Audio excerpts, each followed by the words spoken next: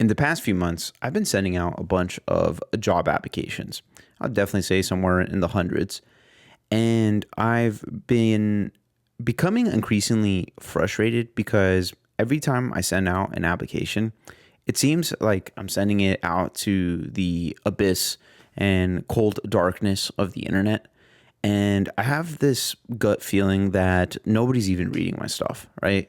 And it's obviously frustrating because I work so hard as an engineer to get all this experience and to do all this work just to not even be given the grace of having a human read my stuff, or at least that's what it felt like intuitively. So I started to do some research as to why this could be happening.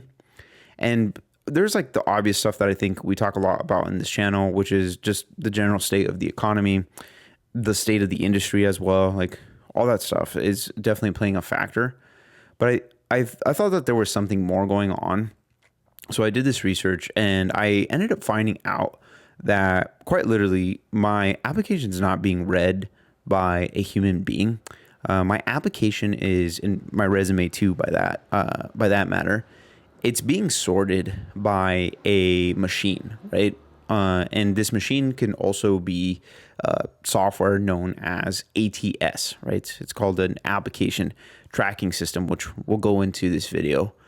And I only have to say that it sucks, because like I said, you do all that work, or I've done all this work just to not even get the shot at having a person actually read my stuff.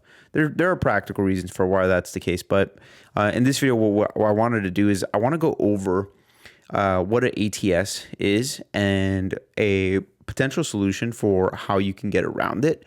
It's a solution that I'm applying right now. It's new, so I don't really know what the outcome will be, but stick to the end of the video so that you can get a hold of the solution, apply it, and ideally it works for you. And if it does, just let me know how that goes. Let us know because I think it can be information that is super helpful.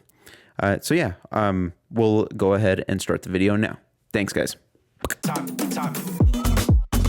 For those who don't know, ATS, or an application tracking system, is a system that companies use to filter through resumes before even a single human sees them. In her book, The Algorithm, Hilke Schillman mentions that 75% or more companies will read resumes using software such as an ATS. That's a lot of companies. Moreover, 99% of Fortune 500 companies use some form of AI-based ATS. This information is tragic because a job candidate can spend hours at a time completing these job applications just so that a human never sees their work. Accordingly, an ATS works as a resume screener, ranking candidates from most to least qualified. The criteria for qualifying candidates can vary, but Schillman notes an example of Amazon using an algorithm to analyze the resumes of some of the company's highest performers. Based on this analysis, the algorithm in this example sorted out candidates whose applications most closely resembled those of high-performing employees.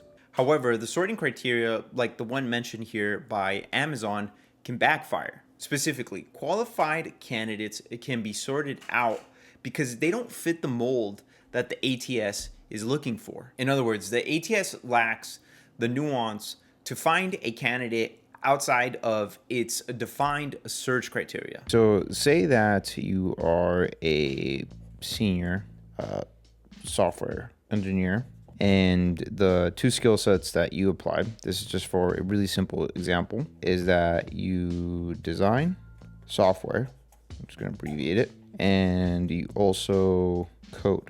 So you're a senior software engineer, you design software, and you also code. If the ATS is tracked or is written to look for senior architect, okay?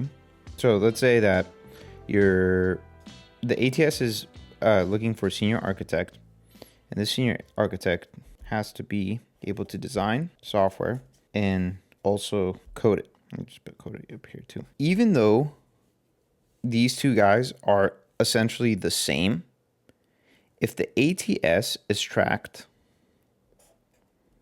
or set up to look for this guy in your resume or in your job application, you might get overlooked and put in the unqualified pile simply because you applied with the title of a senior software engineer and not a senior architect, right? Which to the human eye and to the human nuance, you could kind of bridge that gap, right? You essentially say this is the same guy, the title is just different. So it's almost obvious to us, but not so much so to these ATS systems. They're a little bit more autistic in that regard. One solution Shillman suggests is matching keywords between your resume and the job description.